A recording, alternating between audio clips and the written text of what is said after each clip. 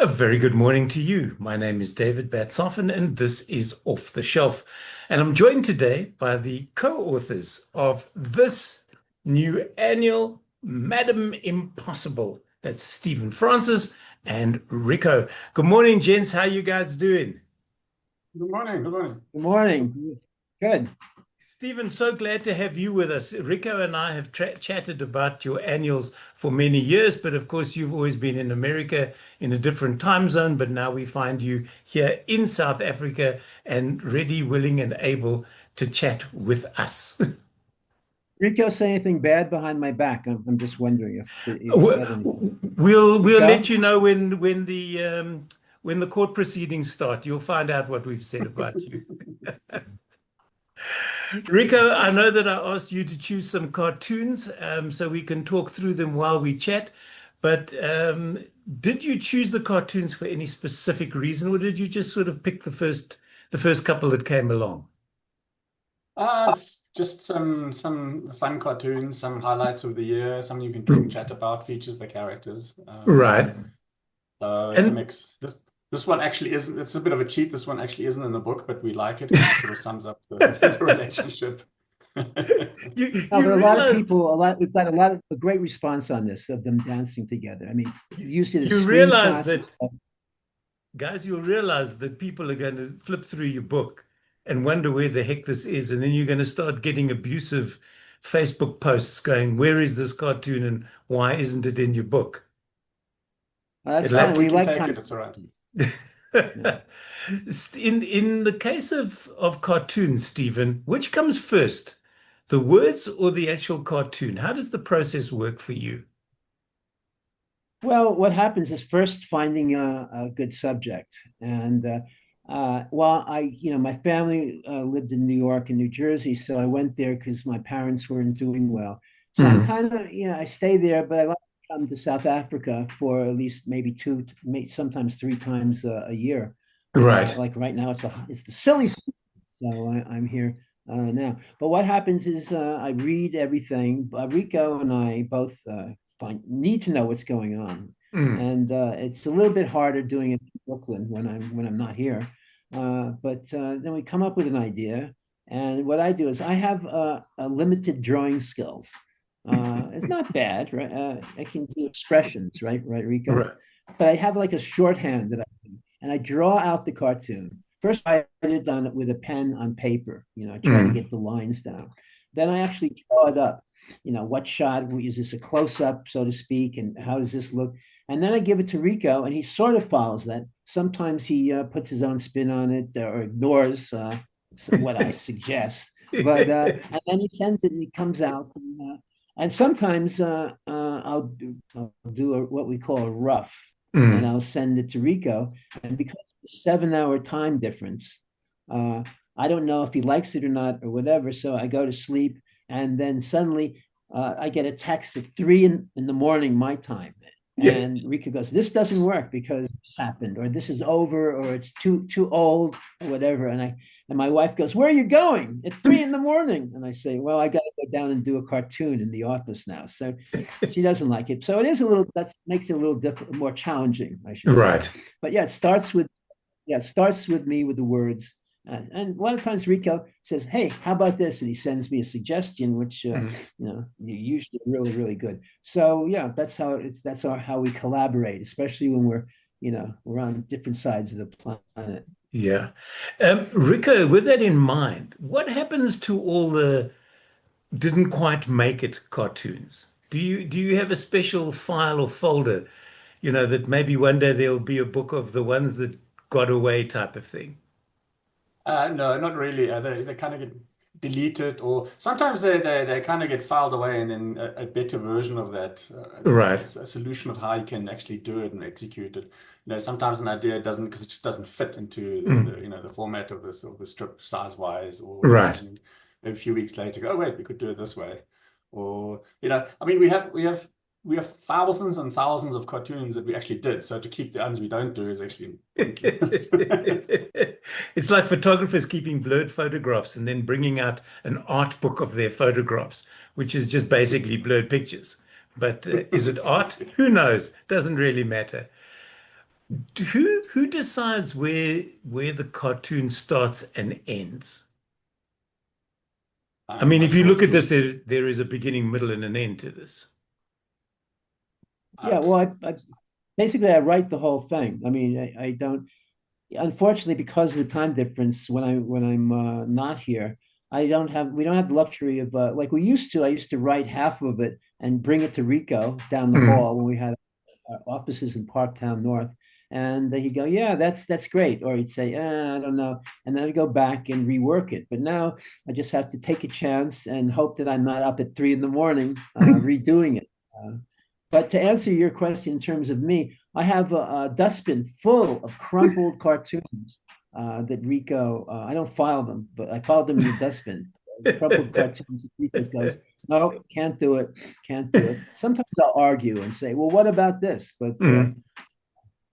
so there we How go. how have the characters evolved over the years? If you look at The Simpsons, for instance, when Bart Simpson first arrived on the scene, he was a nasty little piece of work. He really was. All his bad habits, he just wanted to beat up on everybody. And over the years, he's evolved into a really nice character, as have the rest of the family. What's happened to the Madam and Eves? What's happened to the characters in your strip? Rico, you will take that one? Um, well, they visually sort of changed and grew into what they look like. You know, they generally arrive looking one way, and then eventually they evolve visually into some other Anderson or Madden. Anybody looked quite different when we started. And also, I think the with the changing times, I mean, a lot of the sort of edges get smoothed off. You know, we look Yeah. at some of the cartoons from the early 90s and some of those kind of, basically white people racist or misunderstanding kind of stuff. Just that kind of thing doesn't work anymore because we should know better. So along those lines. So Mother Anderson, for instance, was also, a lot sharp. I mean, she still has edges and stuff, but she's kind of Mm. mellowed quite a bit. And But do then, the other question, Stephen, maybe you can take this, is do cartoon characters get old? Or do they just sort Not of not in our age cartoon. and I then mean, die? that's the Menace. I think yeah, no, yeah, Dennis the Menace just turned 76 or something. I don't know. Yeah. But yeah, we Dewsbury, who we've put up on a pedestal, was a Mm. huge influence by Harry Trudeau that is to Dewsbury. I mean, you can see, we've it's like a homage to him. In Mm. fact, we've homaged his style for years and years and years. So we're big fans of him, Calvin and Hobbes, for example. Yeah. And but the characters, it's mostly accident, to be honest. For example, Mother Anderson, uh, we had her come in for a week, maybe. I thought, oh, well, it's a fun character. She's visiting, and then she leaves. But the response from the readers was so powerful, and they go, "Oh, that's just like my own granny," and "Oh, my neighbor is just like that, drinking gin and tonics." And so we thought, well, let's let her stay a little longer, and turns out she stayed for a couple decades now. So yeah, but the cartoon they'll, It- they'll never grow old as far as we're Great. concerned. It's like your Hardy Dars, Rico. They have become major players in this cartoon in your cartoons now. I think they started off as a bit of fun, um, like the Millie Lady, and they've just taken on a life of their own.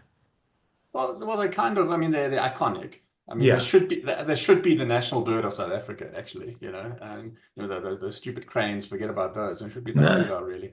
And in terms of personality as well, just that loud and brash and kind of. But also they kind of they grew from because they grew into actual characters as Yeah. the strip here. Where they actually. I mean that a lot of the comedy in this case is that reversal thing, where they wake you up in the morning and then Mother Anderson snores so loudly they can't get any shut eye. I mean that's and they do. They kind of get develop into characters themselves. Well, there And you of go. course, Defrosting the Rico Hardy draws, Dars. Rico draws them so well. I mean, look at those beaks. I mean, the expression. I mean, it's great. It's So it's yeah, amazing, Stephen, now that you've said that, if you look at that Hardy Dar, the only thing it has to be expressive is its eyes. yeah, Because the rest of it is exactly. just I don't want to be rude, Rico, but the rest is just a blob. It almost looks like a fish. If I look at Yeah, that first Hardy Dar, it looks like it could be a fish's body with the head attached. But their eyes are so expressive. And that I Well, think that's is, why Eyes and body posture. Yeah. that's why It's eyes and Rico's the so body good. posture. You know? yeah. Yeah. Rico's And very that's good what at that. makes them so iconic. And also in this particular instance, um, uh, Mother Anderson is very lucky that that hairdryer is working because I believe load shedding is back again in certain suburbs. So those hottie-dodds are going to freeze. Is there is there anything, Stephen, that maybe Rico sends you a cartoon and he says, put words to this, and you go, no, no, no, no, Rico, that's one step too far.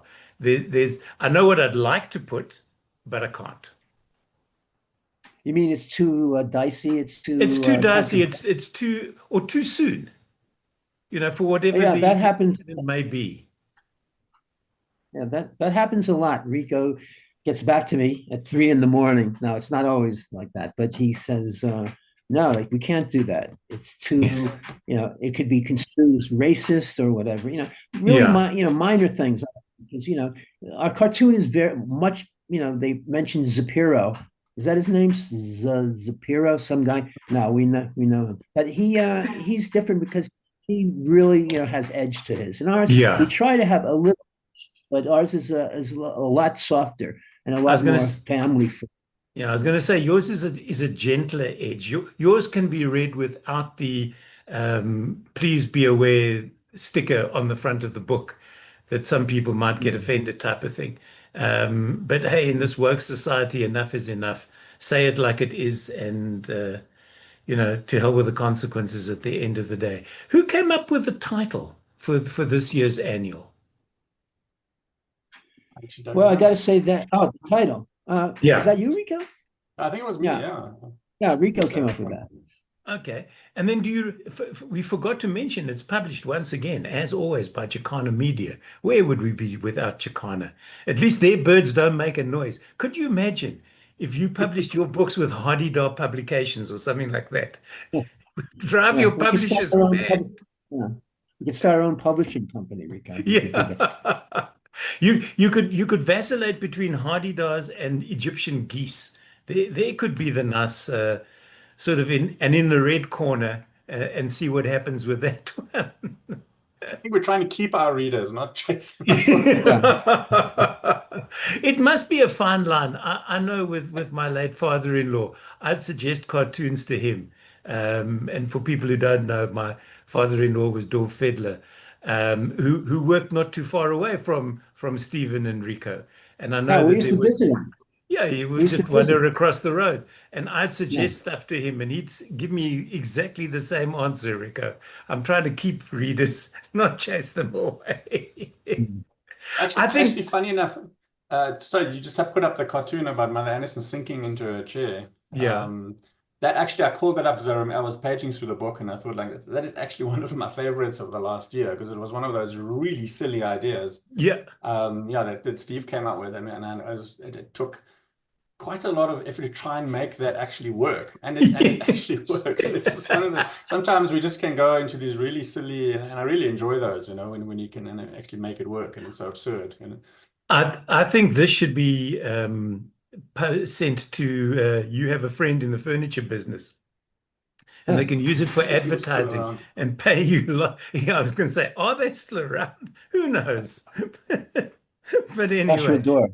There you go. I didn't want to give them free advertising, Stephen. I hope they Oh, keep thanks. sending you the check. You'll split it three ways. You've messed that one up for yourself. Um, and of course, what would a book of South African cartoons be without Eve giving her little bit of advice to the Trumpster? Yeah. Well, we have a lot of fun with Donald. He again, like the government here, he provides a lot of comedic material, so we're very Yeah. and yeah. So we figure, the challenge is how do we get our? That's always a challenge, not just with Donald Trump, but for Yeah. everything. We put something in the headline, something's going on. How do we push that through the situation with Madam and Eve and through the characters? How do we? That's Mm, the main challenge. So we thought here, he fired the ambassador from South Africa. So we thought correct. perfect. let's have Eve come and she's the new ambassador. So we ran with that for a while. And also, speaking of the birds like Hadidas, we when Trump assigned tariffs to Antarctica, that was really funny. So we created a character again that we thought for one cart or two cartoons, and he's stuck around called Pete the Penguin Diplomat. And did you send a few? Maybe you'll see some later. But he flies in this emergency to try to negotiate with Donald Trump. So he lessens all the tariffs to Antarctica, and they end up playing. He challenges him to a game of golf, and Trump cheats, and it's one of my favorites. I love that being half American, so it's a lot of fun. Do people, I suppose it's like anything, have their favorite Madam and Eve cartoon that when people bump into you in the street, if they recognize you, obviously, that they go, "Oh, this is my favorite. I know I did it to Rico 2 years ago for my birthday, and it proudly hangs on my wall, a cartoon that made me almost fall off my chair with laughter." And it was just such a silly cartoon, but it was one of those, it was the right time, I was in the right mood, and it just worked. What was it though? I need to know. It was the one with Tundi sitting in front of the office. It was around the what is on the ship, and the minister had responded, "Fuck all," was on the ship. Oh yeah, And then yeah, she yeah. she'd gone to the principal because she'd done fuck all. And she was Yeah, once that's again, right. and it's one of I those things remember that. that it's just so South African, and the word is just so descriptive that it made me laugh out loud. So it proudly hangs on my wall. Um, with that in mind, do either of you, if we go back to that last cartoon, Rico, that with the chair that you said you found funny, Stephen, do you have a favorite cartoon? Oh, that's so yeah. After I do one and I chuckle to myself, that's my favorite. But Okay. this we've done so many, so it's really hard. But the one I'll tell you, the one that's hanging on my wall, the Mm. original, in my office, is it's a one giant one panel cartoon, and it goes back years and years ago when we were the Rainbow Nation. I guess we still are, but this was Yeah. the Rainbow Nation, and there's a giant rainbow, colorful rainbow, and there's Madam and Eve and the characters looking, and they're saying, and Madam says, "Look, it's the Rainbow Nation," and what they don't see is behind them several balaclava clad thieves have stolen a piece of it, and they're running off. So it's kind of the Rainbow Nation, but also it satirizes the crime problem and everything. But it's a striking image, and I love that one. And of course, the other one, yeah, go on, Rico. Yeah, if we do that one these days, it'd be a bunch of politicians carrying off a piece of the. Yes. You should update it. I, Yeah. I love it that the fact that they're saying now that they've made a commitment to stop corruption. And you go, really? What is your commitment? More corruption? To fund the corruption hearings? Who knows? We know what's under their Christmas tree this year. That's for sure. Well, There's only one thing wrong with this cartoon, Rico. Which one? I was waiting for you to say, took you a while to get to the punchline. There are no potholes in this road. Where are these people driving? That road was fixed for the G20. Okay. That must have given good, you good some answer. grist with a mill for your cartooning mill, that G20, guys. What? Say that Yes, again. the G20 must have given you Yeah. grist for your Yeah, mill. yeah. Everything does. Yeah, we had a lot of fun with that, and that's sometimes that we get ideas from people. Silas, who picked me up from the airport, texted me and said they're repairing everything, the route on the way from the airport to the G20 event. Right. And I thought, oh, that's great. So we had a lot of fun with that, a lot of fun. And recently, we just did a cartoon. I mean, it almost writes itself. I mean, Yeah. Cyril said, he admonished all the ANC members saying, stop going online and showing off all your wealth, showing the money. I'm in a luxury car. Look where I am and all this, because it's a bad look, bad optics. Don't do it. So we, Bad of course, politicians. yeah, bad, yeah. So we, of course, had to do something with that. Of You know, it's course. fun. How Yeah. difficult are these? The panels, I don't want to say are easy to do, but when you come to multiples like this, do you do them as singles and then just put them all together to give yourselves a theme? What, the musical one? Yeah. Yeah. Yeah. Steve? No, well, it's more of a, well, what happens again is I write as many the good ones. Some, Mm. some aren't don't work that well. And sometimes I'll just say, pick the best, I'll Right. give, how many, 2, 3, 4, 5, what, 8? So sometimes I'll send Rico 10 with a little illustration as an Mm. example. And he'll pick the best ones. Or sometimes he comes up with one himself, and not as funny as mine. Rico has some pretty good. I have to say, Rico has some really good ideas too, because Yeah, he learned everything from me. But I taught him everything he knows. But he yeah. really, he has a good comedic brain himself. So, Credit what where about you? credit is due. So we're Yeah. chatting for those people who haven't figured this out. Madam Impossible. It's the new annual, can we call it? There we go. Yeah. And it's published by Jacana Media. It's available at Good, Bad, and Indifferent bookstores. I'm sure you can get it online as well. And have you guys still got any launches coming up, or are the launches all down and dusted? No, we have. Can I mention this, Rico? I don't know. Yeah. Yeah, we have a big one on the Saturday Mm. in Benoni at the Page and Thursday. What? When is it? Thursday evening. Thursday. Sorry, I'm still jet lagged. I don't know. And yeah, Rico, give the details then. I'll mess it Well, I up. don't have it to hand, but it's an event called Pages and Wine, Mm. and it's in Benoni. It's basically a dinner, and but I think that's basically been booked out as far as I know. Okay. We've Well, promoted it online and stuff, and Well, your see if your it's yeah, see if there's still tickets because go I go gotta tell you, online, we do a check it out. yeah. Also, you don't have your pictures on the back of this, but do either of you, and I think Rico, you know the question that's coming because I've asked it of you before. Do either of you stand in a bookstore, pick this up, and go, "Oh, look, it's a new Madam and Eve annual. I wonder if it's better than last year's." Or the converse is, do you go to the people at the desk if you can't find a copy and go, "Excuse me, do you happen to have a copy of Stephen Francis and Rico's new annual?" And it's you asking the question. And they don't realize because they've never seen you. Well, well, what we do is we swap our books out for Zapiras on the shelves. So to Has he anybody, does that to us too. He yeah, probably has does it. anybody noticed though? That's the question. Uh, it's like if they put your book that way on a shelf, so it's edge on. Do you then find a space that you can do that with the book so that it's I've front done and that. I have done that, I must admit.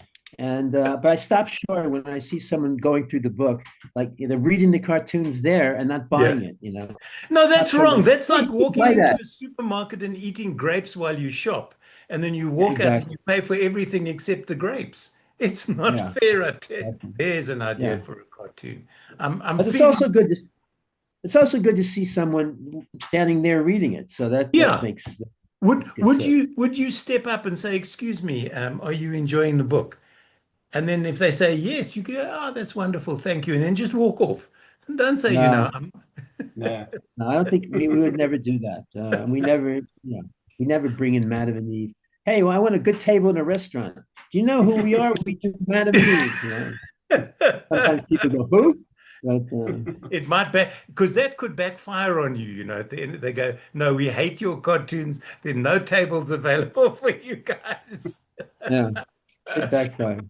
Yeah, The, you never the know. the the only thing about having this particular book in my hand means that it's the end of the year, and it means that I have to wait another whole year to get the next edition of Madam and Eve at the end of the year.